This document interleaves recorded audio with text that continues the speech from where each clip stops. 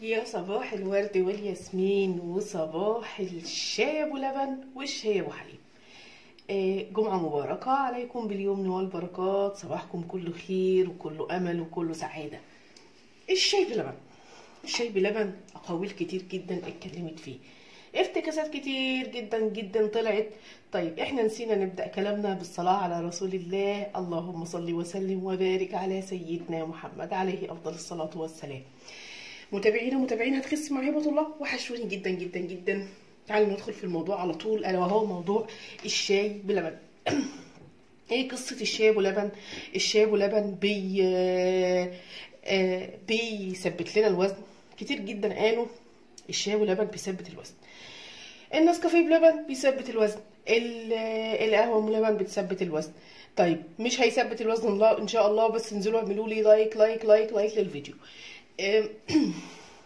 مالكم ومال الشاي بلبن؟ الشاي بلبن مزعلكم في ايه؟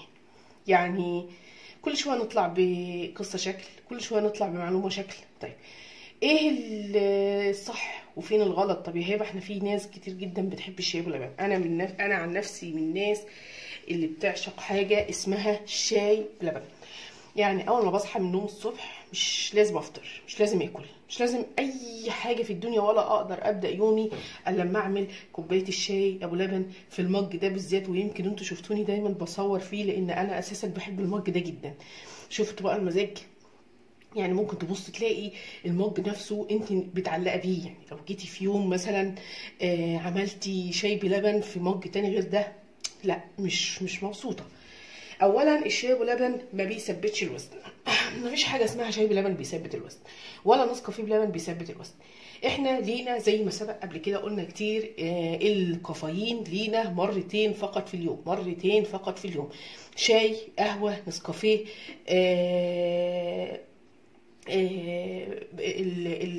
الشاي والقهوه والنسكافيه البلاك. الثلاث مشروبات دول احنا لينا 3 مشروبات في اليوم.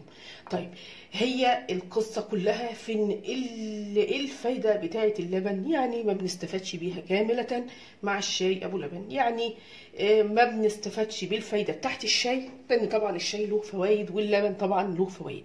فهي القصه ان احنا ما بنستفادش بفايده الشاي ولا بفايده اللبن، ولكن مشروب احنا كلنا بنحبه وبيعدل مزاجنا. هنقفل الدنيا ليه؟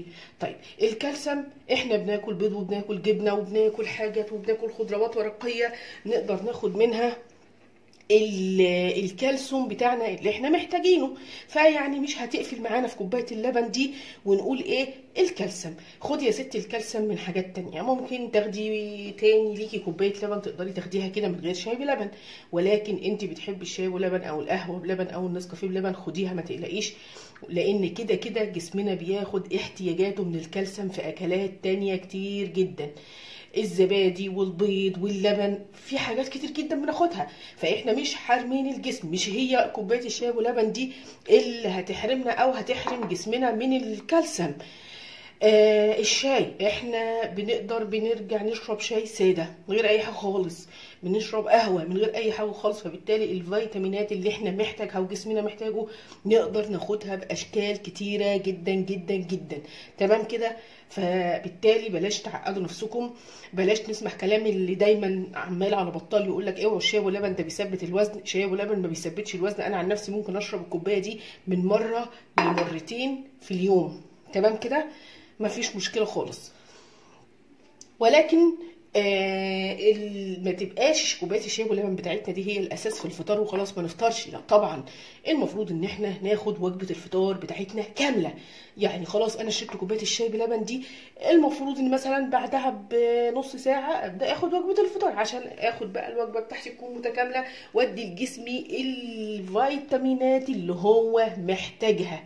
لان هو اوريدي احنا اتفقنا ان الكوبايه دي مجرد مزاج لينا مش اكتر، ولكن الاتنين بيغطوا على الفوائد. الشاي بيقفل لنا الفايده اللي في اللبن، واللبن بيقفل لنا الفايده اللي في الشاي، ولكن دي مش كارثه خالص. يعني هنرجع نفطر ناخد بيض، ناخد جبنه قريش، ناخد زبادي، فبالتالي احنا خدنا الفيتامينات بتاعتنا. يا رب اكون قدرت اوصل لكم الفكره في موضوع قصه الشاي بلبن والنسكافيه بلبن، عشان ما نخليش حد يضحك علينا تاني.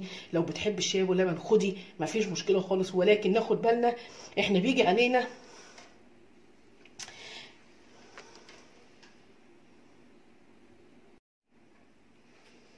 خلاص. يا رب كده اكون الفيديو بتاع النهارده عجبكم، وما ننساش لو الفيديو عجبكم تعملوا لي لايك لايك لايك للفيديو، ولو كنتي اول مره بتشوفيني اعملي لي اشتراك للقناه عشان يوصلك كل جديد.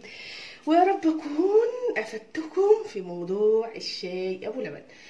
ولكن في معلومه مهمه جدا جدا حابه اقول لكم عليها، الا وهي ان احنا عندنا تحديات بيكون فيها مفيش لبن اصلا، فبالتالي بقى ايه ما نقومش بقى ايه نشرب شاي بلبن، لان التحدي اوريدي ممنوع فيه كوبايه اللبن. يبقى تشربي بقى ايه شاي ساده، وبلاش الشاي بلبن في اليوم ده. وطبعا التحديات احنا دايما بنقعد نقول لكم يا جماعه اللي حاسه نفسها مش قد التحدي بلاش تتبعوا تماما. بنبقى منزلين في المقابل ليه نظام تاني سهل وبسيط وفيه كوبايه اللبن، لان فعلا في ناس ما تقدرش تبدا يومها بدون كوبايه الشاي او لبن الظريفه اللي بردت دي وانا بعمل معاكم الفيديو. فهخلص الفيديو واروح اشرب الشاي واللبن بتاعي عشان ابدا يومي بهمه ونشاط كده. ولكن زي ما نصحتكم بعد كوبايه الشاي ولبن دي هروح طبعا افطر واخد الفطار بتاعي عشان جسمي ياخد اللي هو محتاجه من الكالسيوم ومن الفيتامينات اللي محتاجها اللي بناخدها في الوجبات بتاعتنا. واشوفكم على خير، واتمنى لكم التوفيق جميعا، والسلام عليكم ورحمه الله وبركاته.